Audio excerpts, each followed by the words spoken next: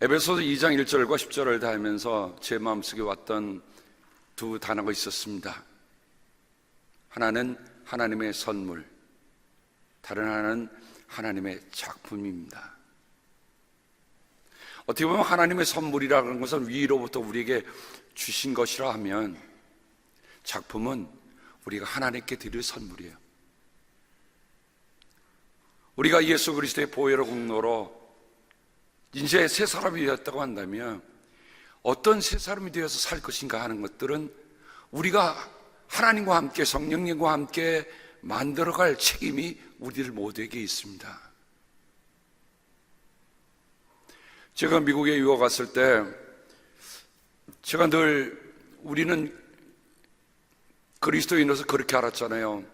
BC, AD, Before Christ, 그리스도 이전, 아노 도미니, 주님이 오신 후. 신학교 갔더니 이렇게 가르치더라고요. BC는 Before Common Era, CE는 Common Era. 아무리 말을 그렇게 한다들 2000년 동안 내려온 역사의 중심 되신 그리스도가 사라지겠습니까? 그리스도 이전과 그리스도 이후라고 하는 것은 역사를 갈라놓았을 뿐만 아니라, 역사의 분기점이 되었을 뿐만 아니라 우리의 개인적인 삶도 구별해 놓으십니다. 그리스도 이전의 삶과 그리스도를 받아들인 이후의 삶은 분명히 구분되고 구별됩니다. 그 중심에 지난주에 우리가 함께 나눈 십자가에 달리신 그리스도, 그분이 그 중심에 계신 거예요. 그러니까 내 삶의 중심에 십자가에 달리신 그리스도가 계시면 난 그리스도 이전과 그리스도 이후가 무엇인지를 분명하게 구분할 수가 있어요. 오늘 바울은 에베소 2장에서 Before Christ와 그리스도 이전과 그리스도 이후의 삶을 양쪽으로 이렇게 구분해 놓아서 말씀하고 있는 걸 정리해 볼 수 있습니다. 전에는 Before Christ, 그리스도 이전에는 허물과 죄로 죽었습니다. 이 세상의 풍조를 따라 살았습니다. 공중의 권세를 잡은 통치자, 곧 지금 불순종의 자식들 가운데서 작용하는 영을 따라 육신의 정욕대로 살았습니다. 그리고요, 어떻게 살았습니까? 육신과 마음이 원하는 대로 행했단 말이죠. 이게 그리스도 이전의 삶이에요. 그러나 그리스도가 오신 후에, 그리스도께서 내 삶에 오신 후에 어떻게 변하는가? 이제는 그 크신 사랑으로 말미암아 범죄로 죽은 우리를 그리스도 예수와 함께 살려, 그리스도 예수 안에서 우리를 그분과 함께 살리시고, 이번에 읽으면서 깜짝 놀란 게 있어요. 그리스도 안에서 우리를 그분과 함께 살리시고 하늘에 함께 앉게 하셨습니다. 우리는 이 땅에 그냥 둥지를 치고 살 사람들이 아닙니다. 하나님과 함께 하늘에 앉아있을 사람들이에요. 그죠? 그러니까 우리는 천상의 삶이라고 하는 것이 꼭 죽은 다음이 아니라 지금 이 순간부터 우리가 천상의 삶을 함께 주님 때문에 살고 있다는 고백을 우리가 해야 합니다. 그럼 오늘 말씀으로 다시 깊이 들어가 봅니다. 여러분은 믿음을 통하여 은혜로 구원을 얻었습니다. 이것은 여러분에게서 난 것이 아니요 하나님의 선물입니다. 자, 제가 이 포장을 한번 유심히 살펴보니까 다음과 같은 그림으로 여러분이 마음속에 담으시면 좋겠어요. 자, 선물인데 선물이 위에서부터 내려옵니다. 그죠? 하늘로부터 우리에게 주신 선물이에요. 근데 이 선물에는 세 가지 중요한 요소들이 담겨 있습니다. 첫 번째는 믿음이요, 두 번째는 은혜요, 세 번째는 구원입니다. 이 말을 유심히 살펴보면 이 세 개의 어느 하나도 선물 아닌 게 없어요.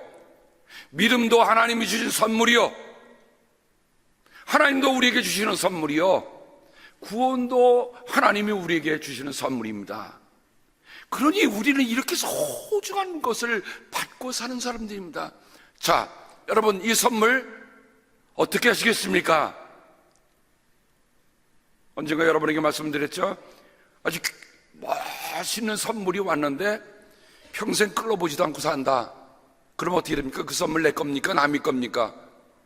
그 선물은 선물이 아니죠.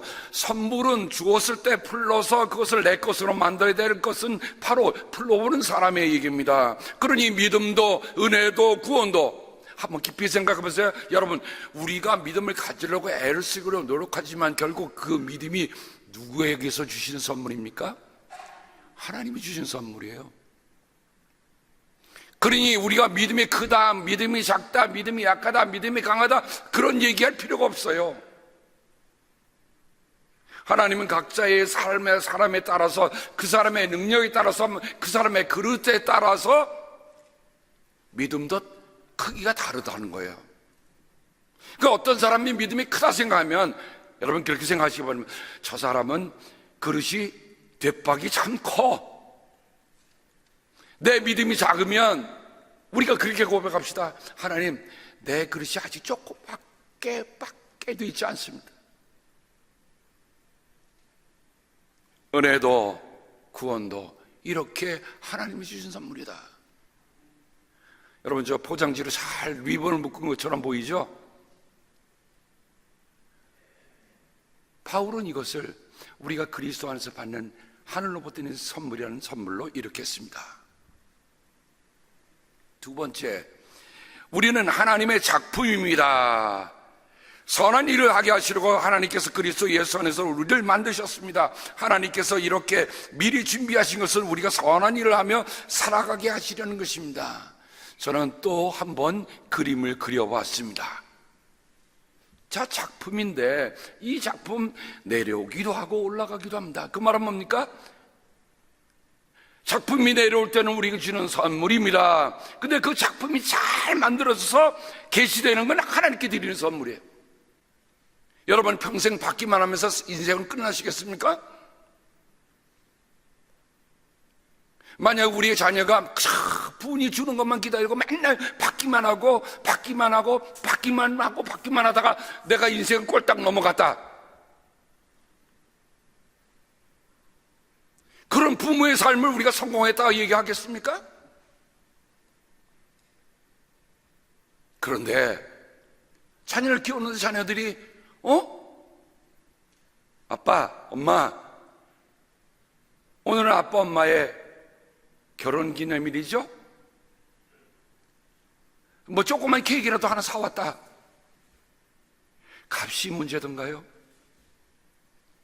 그 아이는 아직 벌이가 신통치 않기 때문에 조그만 케이크 하나 사왔지만 그 조그만 케이크에는 값으로 칠 수 없는 그 아들과 딸의 마음이 그 안에 담겨 있는 거 아니겠습니까?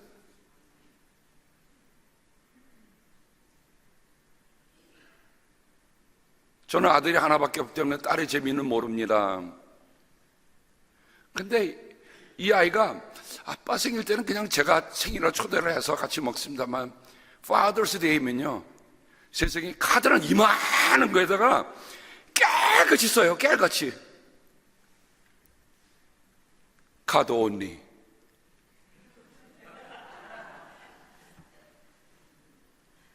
그런데요, 저는 어떤 선물 받는 것보다 그 아이가 깨알 같은 걸 싫어. 어쩌면 영어로 그렇게 깨알같이 씁니까? 제 아들 생기가 꼭 이렇게 울고 근육질로 생겼잖아요.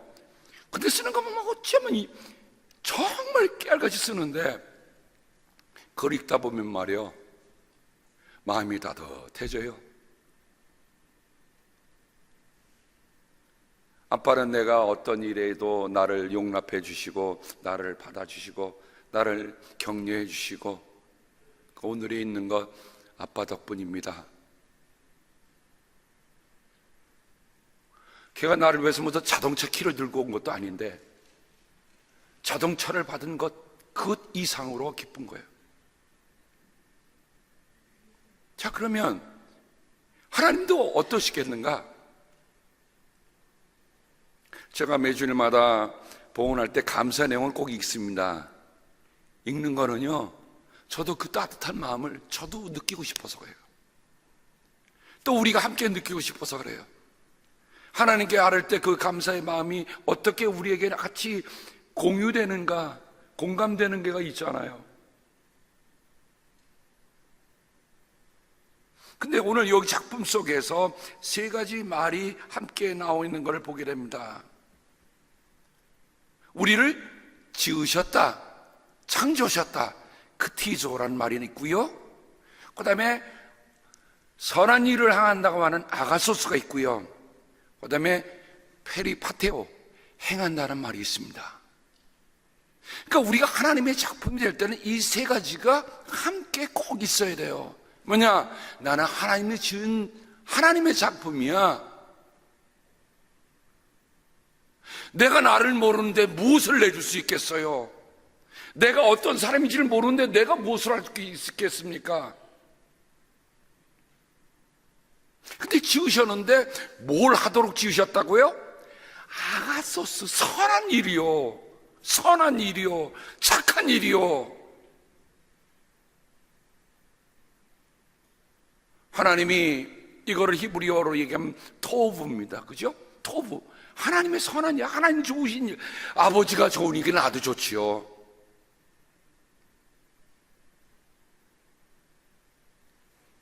중요한 것은 페리파테오, 행하는 겁니다. 그러면 포이에마라고 하는 말이 딱 명사형인데 두 번밖에 쓰이질 않습니다. 바울이 쓰고 있는 독특한 단어일 수 있어요. 작품이란 말. 근데 이 포이에오에서 온 말입니다. 포이에마라는 말은 프로덕트. 어떤 사람이 구체적으로 만들어내온 생산품입니다. 워크맨십, 장인의 작품이에요. 그래서 우리는 이걸 하나님의 작품, 하나님의 마스터피스. 그런데 이 말이 이 포이에오라는 말에서 포엠, 시라는 말이 나옵니다. 그래서 그런 생각을 해봤어요. 이거를 하나님의 시로 번역해보면 어떨까? 저는 시를 종종 소설보다 많이 읽고 있습니다. 근데 시는 읽으면 읽을수록 맛이 더 많이 나는 것 같아요. 짧은 문장 안에서 담겨있는 깊은 뜻들이 어떻게 보면 저로 하여금 너무 설명이 디테일해 버리면 놓쳐버리고 말 일들이 오히려 저로 하여금 더 이미지네이션, 상상력을 더 풍부하게 해줍니다. 그러면 우리가 하나님의 시라고 할 때 우리를 사람들이 세상에 읽으면 저 사람은 읽으면 읽을수록 맛이 있어. 저 사람은 읽으면 읽을수록 뜻이 있어. 한 번 읽고 지나가는 게 아니라 읽어도 또 읽어도 또 대해도 또 만나도 그 삶이 다르단 말이죠. 삶이 더 깊고 삶이 더 오묘하단 말이죠. 뭐 때문에 그렇습니까? 하나님의 시이기 때문에, 하나님의 작품이기 때문에. 바울이 로마서 1장 20절에 작품이란 말을 한 번 더 썼습니다. 이 세상 창조 때로부터 하나님의 보이지 않는 속성, 곧 그분의 영원하신 능력과 신성은 사람이 그 지으신 만물을 보고서 지으신 만물, 이게 바로 포이에마입니다. 깨닫게 되어 있습니다. 그러므로 사람들은 핑계를 댈 수가 없습니다. 우리가 2주 전에 로마서 16장에 대한 말씀을 나누면서 로마 교회가 얼마나 중요하길래 바울이 쓴 13편의 편지 가운데 제일 앞에 나타나 있다라고 말씀드렸잖아요. 근데 그 로마서에서 바울은 중요한 얘기를 해줍니다. 1장 20절만 하나님의 작품을 보고서 하나님을 깨닫게 된단 말이죠. 자, 그리고 계속 그 말씀이 이어집니다. 사람들은 하나님을 알면서도 하나님을 하나님으로 영화롭게 해드리거나 감사를 드리기는커녕 오히려 생각이 허망해져서 그들의 지각 없는 마음이 어두워졌습니다. 저는 로마서 이 부분을 읽을 때마다 2000년 전의 이야기인데 오늘의 이야기로 느껴지고 오늘의 이야기로 읽을 수밖에 없어요. 24절로 넘어갑니다. 그러므로 하나님께서는 사람들이 마음의 욕정대로 하도록 더러움에 그대로 내버려 두시니 서로의 몸을 욕되게 하였습니다. 로마서 1장에 보면 하나님 내버려 두셨단 말이죠. 해도 안 되니까 어떻게 해요? 넘겨버리신 거예요. 1장 28절 사람들이 하나님을 인정하기 싫어하므로 하나님께서 사람들을 타락한 마음자리에 내버려 두셔서 해서는 안 될 일을 하도록 놓아두셨습니다. 그러면 무슨 일이 일어나는 겁니까? 내버려 둔 일이 뭡니까? 26절 27절에 이런 까닭에 하나님께서는 사람들을 부끄러운 정욕에 내버려 두셨습니다. 여자들은 남자와의 바른 관계를 바르지 못한 관계로 바꾸고 또한 남자들도 이와 같이 여자와의 바른 관계를 버리고 서로 욕정에 불탔으며 남자가 남자와 더불어 부끄러운 짓을 하게 되었습니다. 그래서 그들은 그 잘못에 마땅한 대가를 스스로 받았습니다. 부끄러운 정욕, 부끄러운 짓. 우리말로는 부끄럽다고 같이 번역됐습니다만 두 단어의 뜻은 차이가 납니다. 첫 번째 나타나는 부끄러움이라고 하는 것은 dishonor, 모욕하고 무리한 거예요. 몹시도 나쁘고 지독하고 몹시 싫은 불쾌하기 짝이 없는 혐오감을 일으키는 역겨운 부끄러운 짓을 하고 있다는 얘기입니다. 두 번째 부끄러운 부적절한 일이라 얘기하고 있습니다. 로마 제국이 왜 멸망했습니까? 영국의 사학자였던 에드워드 기본이 1780년대에 이미 로마 제국사에 대한 6권으로 된 방대한 책을 저술했습니다. 거기서 물론 이것 말고도 더 이유가 있습니다만 그 중에 5가지만 줄여보면 첫 번째는 사회의 기본이 될 베이시스가 될 가정이 급속하게 붕괴되고 있었습니다. 그렇죠? 부끄러운 짓을 하니까 가정이 뭐가 필요합니까?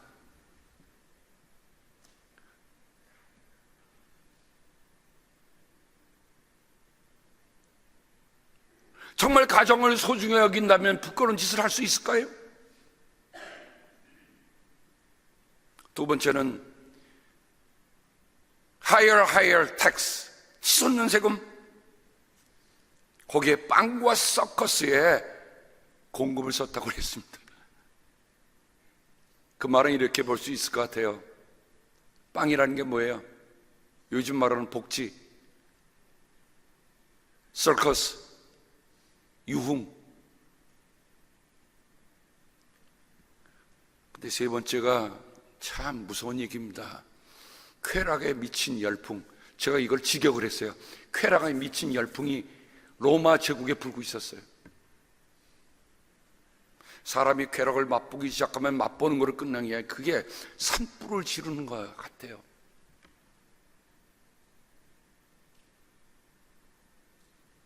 군사력 증강에 따른 군비가 엄청나게 들고 인구가 반면에는 감소합니다.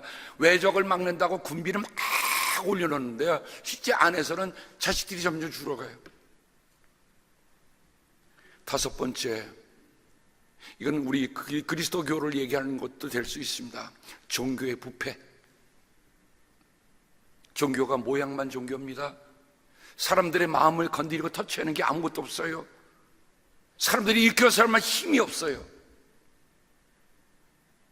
이게 로마 시대가 몰락한 이유로 들고 있습니다. 자, 여러분 이 5가지 얘기를 보면서 오늘 우리의 사회와 크게 다른가? 그럴 수 없습니다. 그러기에 우리에게는 뭐가 필요합니까?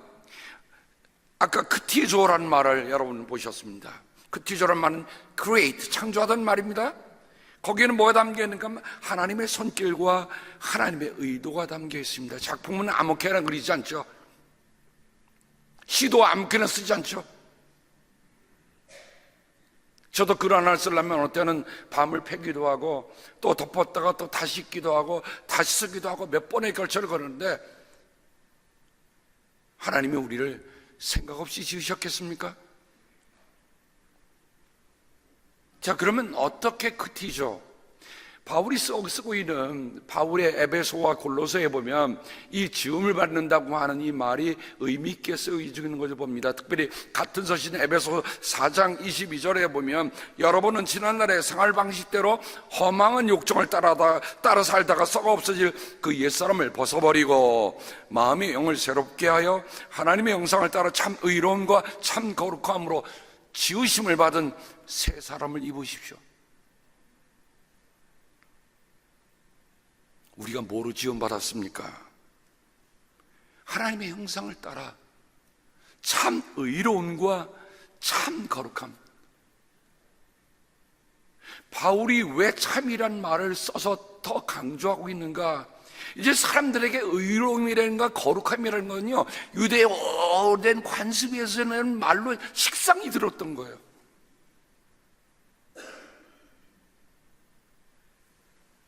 참 의로움, 참 거룩함. 아까 로마 제국의 종교가 무기력하고 모양만 있고 무기력하고 사람들에게 아무런 영향력을 주지 못하는 것들이 왜 그렇습니까? 신앙에 나타나야 할 의로움과 경건함들이 그 안에 없는, 거룩함이 보이질 않는 거예요. 이어서 골로새 3장 9절부터 10절에 바울은 얘기합니다. 여러분은 옛사람을 그 행실과 함께 벗어버리고 새 사람을 입으십시오. 이 새 사람은 자기를 창조하신 그티죠 분의 형상을 따라 끊임없이 새로워져서 참 지식에 이르게 됩니다. 우리가 할 수 있는 일이 아니더라고요. 우리를 지으신 그분의 손길을 따라 우리가 계속 지어져 가지 않으면 우리는 다시 옛자리로 돌아갈 수밖에 없습니다. 여러분, 제단에 올려진 꽃을 한번 보셨습니까? 어떤 분은 그러더라고요. 목사님 설교보다는 사모님의 강단 꽃꽂이 은혜 받았습니다. 제가 기분 좋아야 할지 나빠야 될지 꼭 나갈 때마다 그렇게 건드리시는 분이 계시더라고요. 그래서 목사님 설교는 하나도 안 들리고 강단 꽃꽂이만 보았습니다. 이왕 나가는 김에 확실하게 보여드리자. 제가 어저께 사진을 찍었어요. 여러분, 무엇이 보입니까? 제가 어제 아내하고 대화하면서 이러더라고요. 당신은 주일날 설교하지만 난 주일날 꽃꽂이해. 그 설교하고 꽃꽂이를 동등한 위치에 올려놨더라고요. 맞습니다. 왜냐면 저는 설교하니까 설교하는 건 제가 마땅히 해야 할 일이고, 제 아내는 강단 꽃꽂이를 만났으니까 아내가 와서 설교하고 제가 꽃꽂이 하면 어떻게 되겠어요?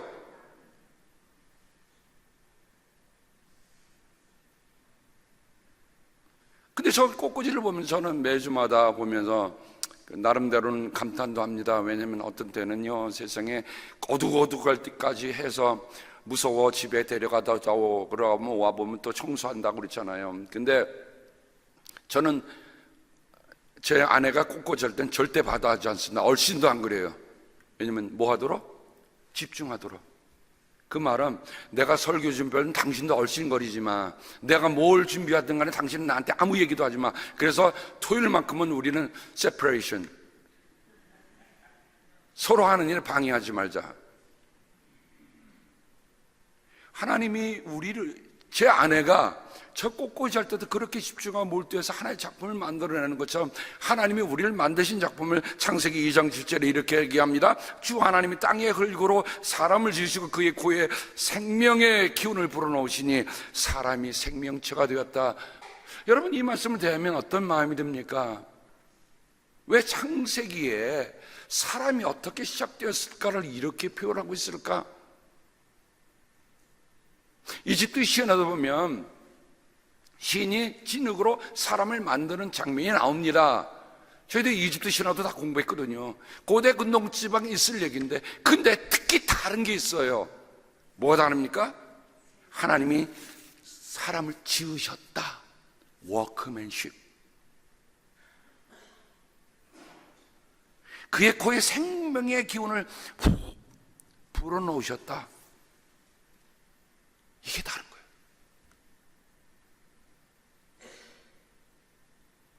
흔하게 있을 얘기들이 아니고 사람 속에는 하나님이 손길에 담겨 있고 하나님의 숨길에 담겨 있다는 것을 얘기해 줍니다. 여러분, 하나님의 손길을 좀 어렵게 생각하지 마시고, 어릴 적에 꼬마였던 제가 배가 아파서 끙끙거리고 있으면 할머니나 어머니가 와서 쓰다듬어 주십니다. 근데 참 이상한 일이에요. 약 한 방울도 안 먹었는데 배가 낫더라. 여러분, 그것만 한번 생각해 보셔도, 여러분, 할머니의 손길도 어머니의 손길도 우리에게 정말 아픔도 이겨낼 수 있는 힘을 주시거니와 하나님이 오늘 우리에게 주시는 그 손길이 무언가 한번 생각해 보면 살자고요. 좀 그걸 그리워하자고요. 좀 그걸 찾으며 살자고요. 세상에 주는 것 때문에 세상에 원하는 것 그거 받으려고 애를 쓰는 게 아니고, 하나님, 나는 하나님의 손길이 필요합니다.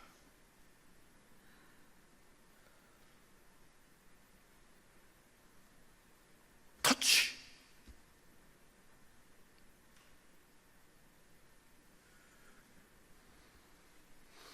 아무리 숨을 넘어갈 사람도 인공호흡하고 숨을 불어넣으면 살아나는데,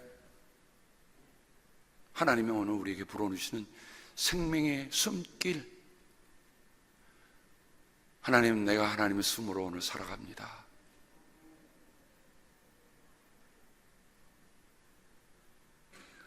예레미야서 18장 6절에 보면 이스라엘 백성아, 내가 이 토기장이와 같이 너희를 다룰 수가 없느냐. 나 주의 말이다. 이스라엘 백성아, 진흙이 토기장의 손 안에 있듯이 너희도 내 손 안에 있다.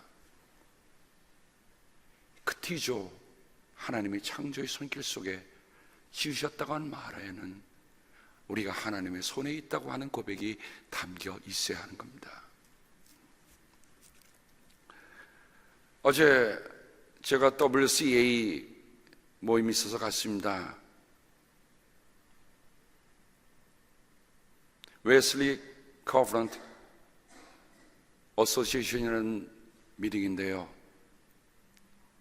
사진에 제일 오른쪽에 있는 분이 설교자인 목사님이시고요, 어제 텍사스에서 왔습니다. 왜 텍사스에서 왔나? 제가 웨슬리 커버넌트 어소시에이션을 보니까 텍사스 연회가 가장 강하게 정말 웨슬리가 전해주고 웨슬리가 선포하고 웨슬리가 믿었던 그 성경, 오늘 우리가 성경과 하나님의 전통들을 그대로 우리가 고수하겠다고 하는 모임입니다. 갔더니요, 많이 모일 줄 알았더니 역시 이 서부 지역은 할 수 없나 봐요. 정말 한 40여 명 모였어요.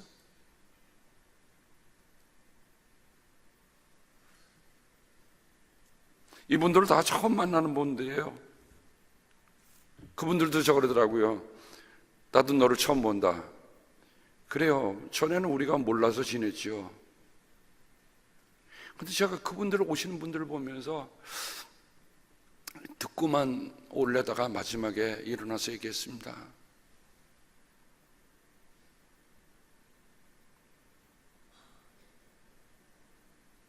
오늘 한인 교회들이, 한국 교인들이 지금 일어나고 있는 이런 사태에 대해서 기도하고 있고 심각하게 생각하고 있다.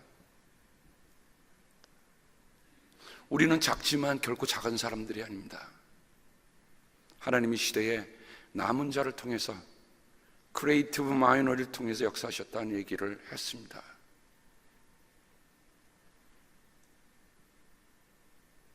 이상해요. 저는요, 아직도 제가 영어로 얘기하고 나면 제가 뭘 얘기했는지 다 기억이 안 나요.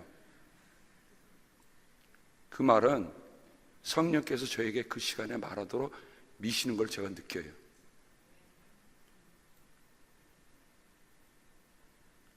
제가 서면요, 얘기하기 시작하면 앉아있는 분들이 긴장을 합니다. 그쵸? 능숙한 영어로 막 얘기하는 것보다 뭔가 다른 액센트, 뭔가 다른 에트닉 마이너리티 사람이 얘기하니까, 끝나고 나니까 거기는 리더 한 분이 그러더라고요. 네가 오피스가 됐으면 좋겠다 그러더라고요. 그래서 내가 더 생각해보마, 난 목회가 바쁘기 때문에 더 생각해보마 하고 왔지만 기도하겠습니다, 필요하다면. 근데 그 WCA가 가지고 있는 것 가운데 그들이 무엇을 믿고 무엇을 고백하는가 하는 그 제목이 하나 나오는 게 Marriage and Sexuality라고 하는 대목이 있습니다. 제가 그걸 한글로 번역을 했어요. 결혼과 성, 우리는 결혼과 성적인 친밀감이 하나님의 좋은 선물이라고 믿습니다. 여러 시대를 거쳐오고 나온 교회의 보편적인 크리스찬의 가르침을 지키기 위해 우리는 결혼은 한 남자와 한 여자가 하나로서 구별되는 결합이라고 믿습니다. 우리는 하나님께서 결혼 생활에는 신실함을, 독신 생활에는 순결함을 의도하신다고 믿습니다.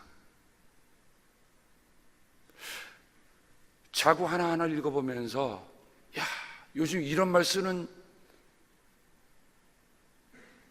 다고 하는 게 얼마나 이게 참 가슴 아픈 일인지.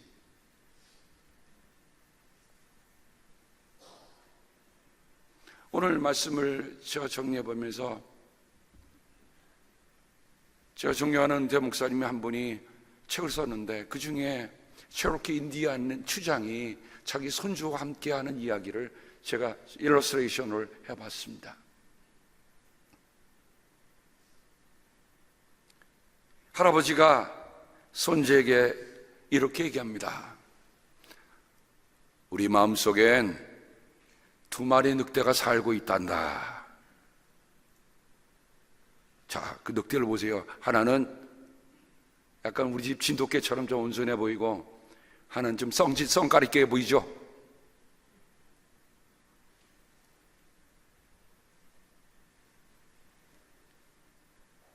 그래서 이 선이 지배를 하게 되면 그 안에 나타나는 마음에는 평화, 사랑, 소유, 소망, 온유, 겸손, 친절, 후의, 이런 마음이 있고,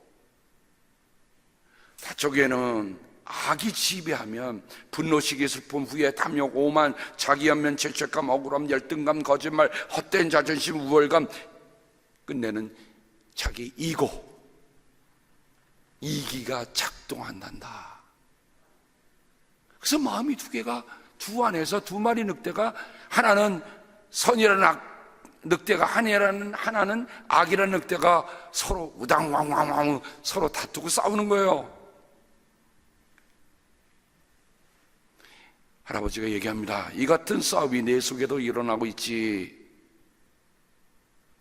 그리고 모든 다른 사람들의 속에서도 마찬가지란다. 그래서 손주가 할아버지한테 묻습니다. 할아버지, 그럼 어떤 늑대가 이기나요?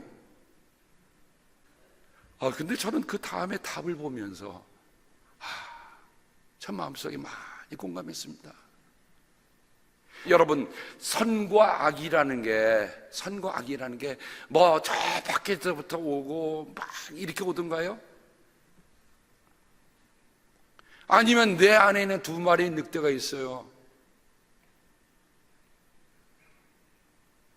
그렇죠. 할아버지가 내가 기르는 늑대다. 내가 지금 먹이를 주고 있는 그 늑대다.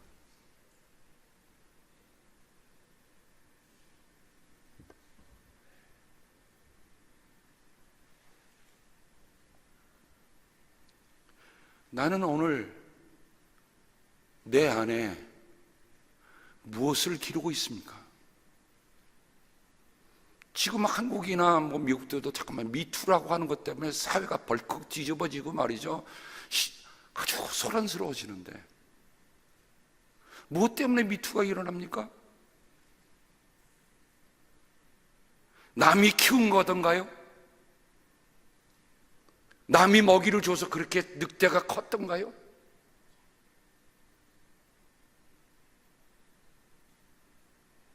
우리 안에 우리 스스로가 먹이던 늑대가 더 커서 그런 참담하고 그런 참혹하고 그렇게 비열한 치졸한 몰락을 우리가 보고 있지 않습니까? 나는 하나님의 작품이라고 하면서 나는 오늘 어떤 작품을 만들어가고 있는가? 참, 걸어놓아도 누구나도 봐도 정말 하나님이 지금 저 사람 안에 선한 일을 행하고 계시다는 것이 정말 눈에 두드러지게 보이고 있는지, 아니면 내게 악한 늑대가 나와서 성질은 성질대로 부리고 참지 못하고 사람의 마음을 핥히고 상처를 입혀서 자기도 추락하고 남도 추락시키는 그런 일은 없는지. 그래서 이제는 미투에서 투미로 가야 합니다.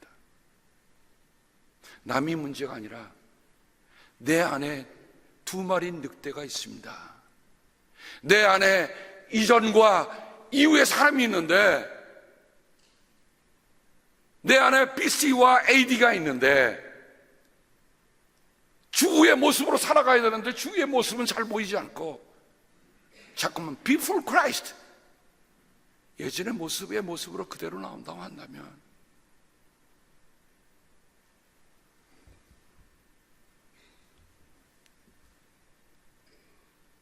오늘 우리는 하나님의 선물, 구원이나 믿음이나 은혜는 다 하나님께서 우리에게 주신 좋은 선물인 걸 압니다. 좋은 선물이에요. 하나님이 우리에게 주신 것 중에 좋지 않은 선물이 어디 있던가요? 그런데 우리가 그것을 어떻게 만들어가고 있는가? 한번 깊이 생각해 보면서 사순절이 끝나기 전에 정말 이 문제, 미투에서 투미, 내 안에 보이는 늑대, 정말 하나님이 기뻐하실 늑대로 살아가고 있는지, 아니면 공중의 권세를 잡은 악의 사탄의 늑대로 살아가고 있는지 한번 돌아본다면, 여러분, 지금은 우리가 깊이 우리 자신뿐만 아니라 우리가 속한 사회, 우리가 속한 나라들 위해서 깊이 기도할 때입니다. 하나님, 이 땅에는 이제는 하나님의 선물이, 하나님이 주신 선물을 잘 받아서 그 선물을 작품으로 대여 하나님께 선물로 되돌려 드리는 우리들이 되게 하옵소서 기도합니다.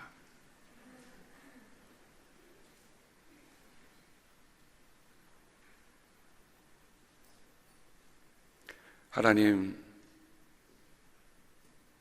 오늘 이철호 장로님 때도 기도하셨던 것처럼 눈에 보이고 화려하고 편한 길이 아니고 정말 우리가 따라가야 할 길이 좁고 험한 길인 것을 압니다. 잘 안 가기 때문에 오히려 가야 하는 길, 그 길만 우리가 가면서 오늘 안에 내가 정말 하나님이 기뻐하시는, 하나님이 좋게 여기시는 그 선한 일을 행하고자 하는 마음이 우리 안에 늘 있도록 도와주시기를 간절히 기도하고 원합니다. 라구나 예수 교회에 있는 모든 성도뿐만 아니라 이 세상에 있는 모든 그리스도인들이 이처럼 살기를 기도하옵고 예수님의 이름으로 기도합니다. 아멘.